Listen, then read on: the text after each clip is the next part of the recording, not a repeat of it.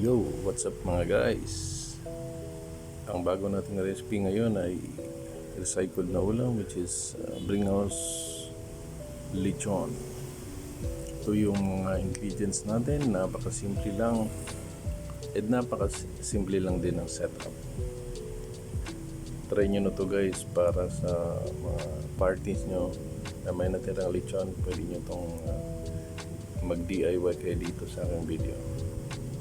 So, nilalagay natin yung lechon sa lahat. Lagyan natin ng suka sa base. Pero before that, lagyan nyo ng konting matika yung kalaha para yung mga balat ng lechon hindi dumikit at masunog. So, yan na. Nilagay na natin yung suka.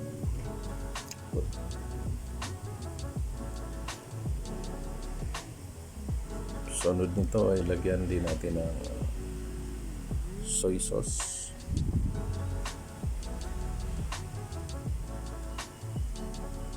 Ayan.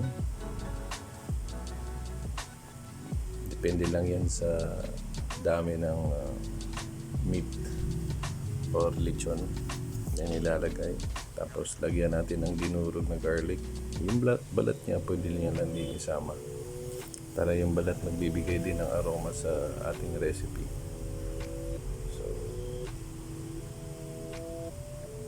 Ayan, dahan-dahan lang yung paglagay. Mga aromatics lang yung ilagay natin sa taas. Tapos onion, syempre.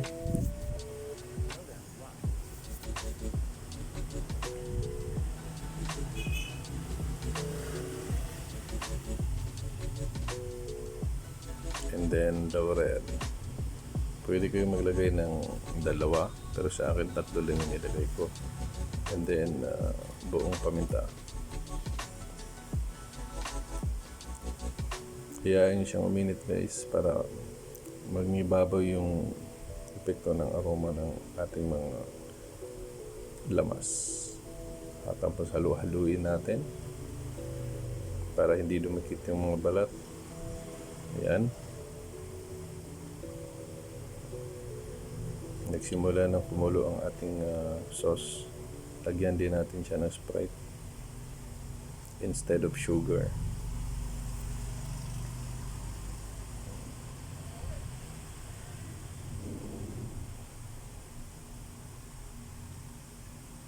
Tapos nilagyan ko ng dried mushroom. 10 pesos lang to guys, so it's not a big deal. Just to add up some umami flavor or saltiness. Tapos lagyan natin ng brown sugar. Tansyahan lang, huwag nyo na munang damihan kasi mayroon na po siyang Sprite. Ayan, kumukulo na. Lagyan natin ng salt. Ayun.